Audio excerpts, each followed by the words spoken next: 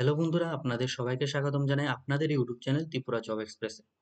তো বন্ধুরা, আইসিডিএস এর প্রজেক্টের দ্বারা, ঠিক আছে, আইসিডিএস প্রজেক্টের দ্বারা ত্রিপুরার মধ্যে যে অঙ্গনওয়াড়ি হেল্পার এবং অঙ্গনওয়াড়ি ওয়ার্কার নিয়োগ করা হচ্ছে, সেই বিজ্ঞপ্তি সম্পর্কিত আলোচনা আজকে আমি এই ভিডিওতে করব। ঠিক আছে, আপনাদের যোগ্যতা কি হতে যাচ্ছে তা আমি প্রথমেই মেনশন করে দিয়েছি যে 10th পাস এবং 12 পাস হলে আপনারা এখানে অ্যাপ্লাইটা করতে পারবেন।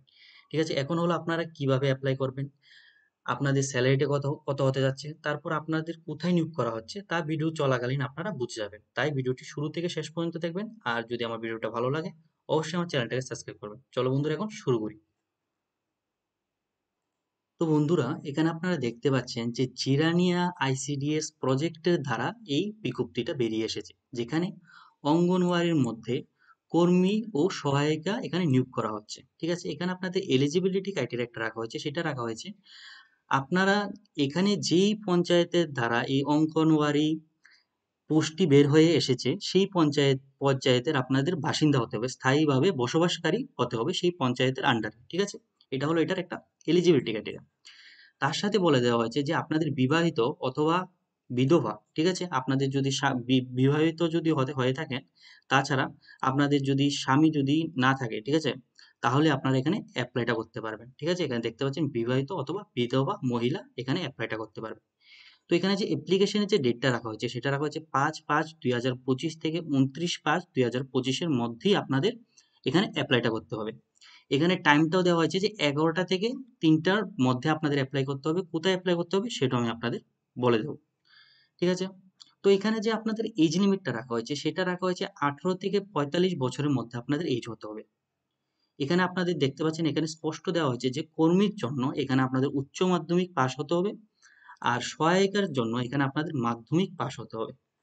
এখানে আপনাদের যে কর্মী পদের জন্য যে আপনাদের যে মান্থলি স্যালারিটা দেওয়া হবে সেটা দেওয়া হবে 5,500 টাকা। আর সহায়িকা পদের জন্য এখানে দেওয়া হবে 3,000 টাকা করে আপনাদের মান্থলি স্যালারি এখানে পেয়ে যাবেন।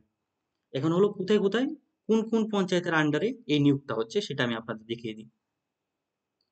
তো বন্ধুরা, এখানে দেখতে পাচ্ছেন এখানে প্রত্যেকটি অঙ্গনওয়াড়ি কেন্দ্রের এখানে নামটি মেনশন করে দেওয়া হয়েছে। ঠিক আছে, আর এই কেন্দ্রগুলি কোন পঞ্চায়েতের আন্ডারে পড়ে সেটিও এখানে মেনশন করে দেওয়া হয়েছে, তার সাথে এখানে ব্লকগুলিও এখানে মেনশন করে দেওয়া হয়েছে।